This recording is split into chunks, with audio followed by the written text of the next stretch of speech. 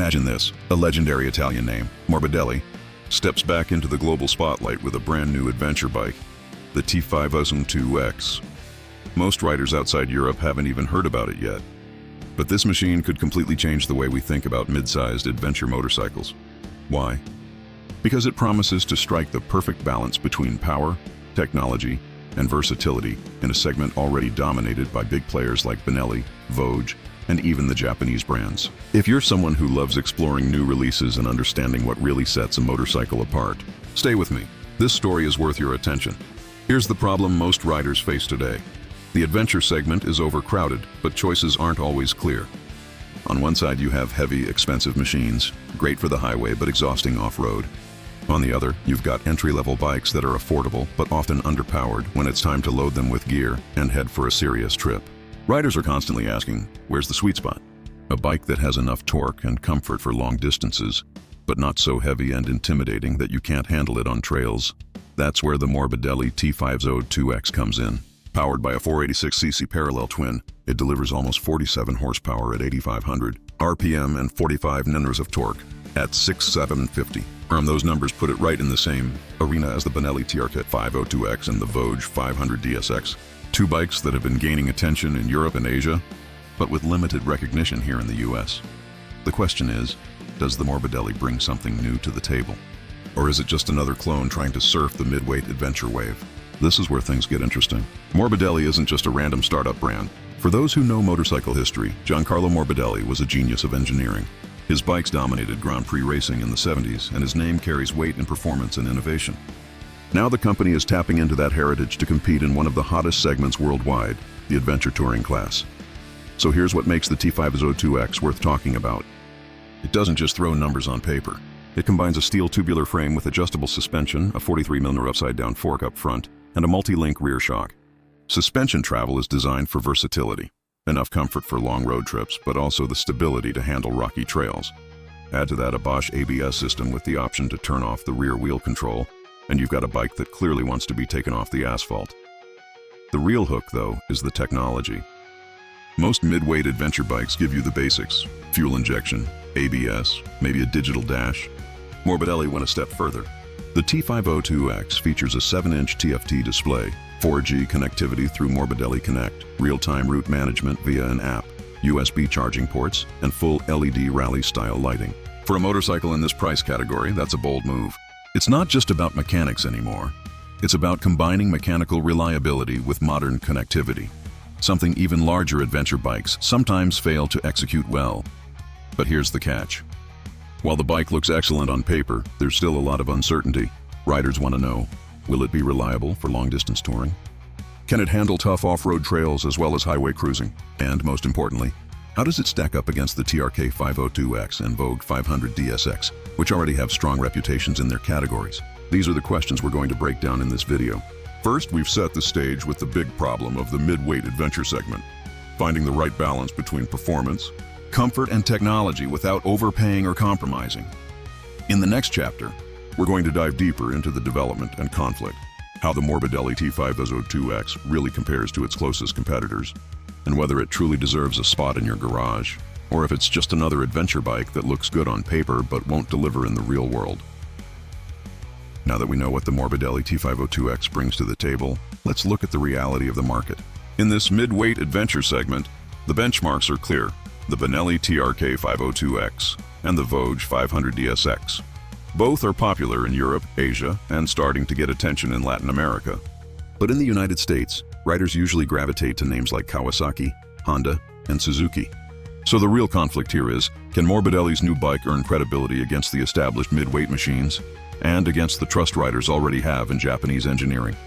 Let's start with performance numbers. The T502X delivers 46.9 horsepower and 45 Nm of torque. Compare that to the Benelli TRK 502X, which produces roughly 47 horsepower and 46 Nm, practically identical. The Voge 500DSX also falls in the same ballpark with around 47 horsepower. What this tells us is simple.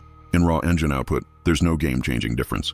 Riders won't feel a huge performance leap moving from one of these to the other. Instead, the difference comes from weight, handling, comfort, and technology. The Morbidelli tips the scales at 210 kilograms. That's lighter than the Benelli TRK 502X, which is notoriously heavy. around 235 kilograms ready to ride. That 25 kilogram difference is not small. Off-road, it's the difference between fighting with your bike in the mud and actually being able to maneuver it with confidence. In this segment, every kilo matters, and Morbidelli clearly understood that. Now let's talk suspension and handling.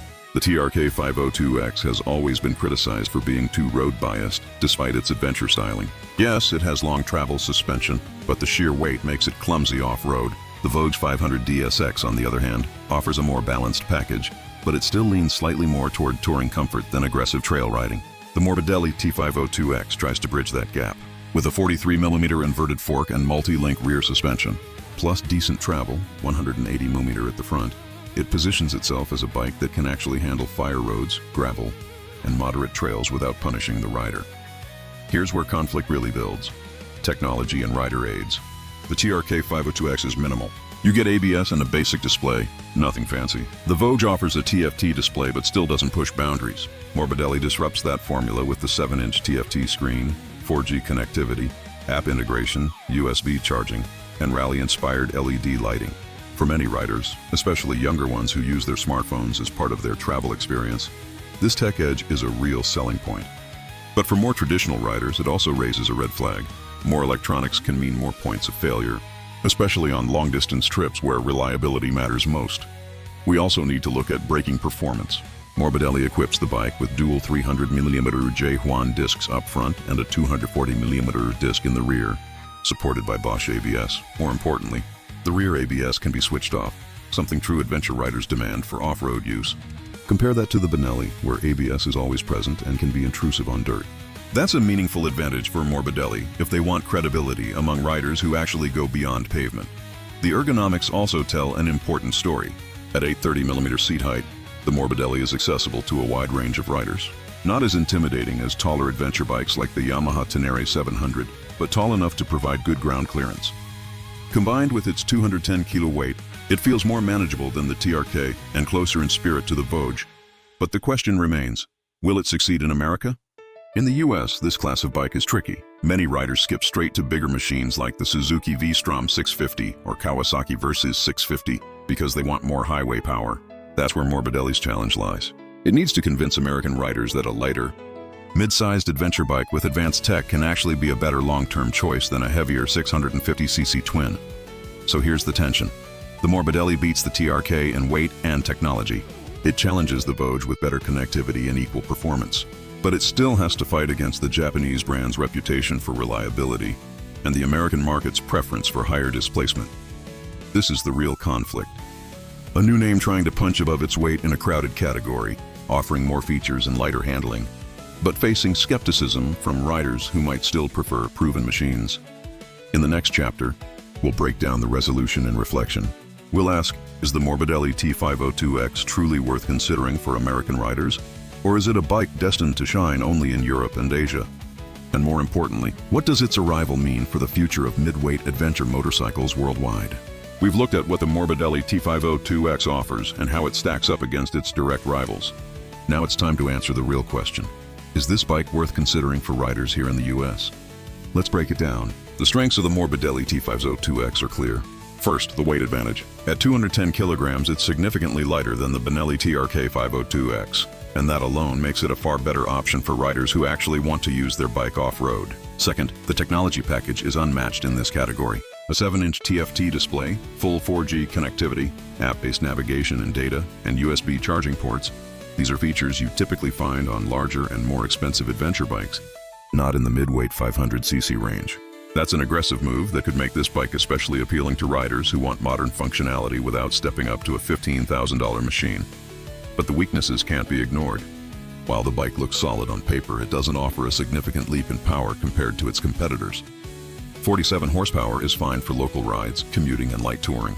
But for riders used to covering long distances on American highways, it may feel underpowered, especially when loaded with panniers and a passenger. Add in the reality of 75 mph interstate cruising, and you'll see why many US riders choose to start at the 650cc range instead. That's the uphill battle Morbidelli faces here. Another issue is brand recognition. Benelli and Voge already have limited but growing networks. Morbidelli, while historic, is practically unknown to modern riders in the States. Without a strong dealership and service network, reliability isn't just about the engine. It's about whether you can find parts and support when you need them. And if you're riding thousands of miles away from home, that's not a small detail. So here's the resolution. For riders in Europe and Asia, the Morbidelli T502X could become a real competitor in the mid-weight adventure class, offering a lighter, smarter alternative to the TRK 502X. In those markets, where displacement isn't everything and tech features can drive sales, it may carve out its place. For riders in America, however, the T502X is more of a curiosity, a promising machine that shows what's possible in the segment, but might not have the immediate impact of a Tenere 700 or a Versys 650. Still, there's a broader reflection here. The arrival of the T502X signals a trend. Adventure bikes are evolving into tech-driven, connected machines, even in the mid-size range. We're seeing manufacturers push digital integration, smarter ABS systems, and lighter frames into bikes that once were considered purely mechanical tools. That's a shift that will eventually influence every player in the market, from Honda to Kawasaki to KTM. So, should you buy one? If you're in the US and somehow have access to the T502X, it could be a smart choice if you value lightweight handling, modern tech, and a balance between road and light off-road use. But if your main riding involves long stretches of highway at high speeds, you may find yourself wanting more power. At the end of the day, the Morbidelli T502X is not about being the most powerful bike in the class. It's about proving that mid-weight adventure machines don't have to be heavy or outdated. It's a reminder that sometimes the future of motorcycling comes not from the biggest names, but from brands bold enough to take risks and bring something different to the table. And that's exactly why this bike matters, not just as a new release, but as a sign of where the adventure segment is heading next.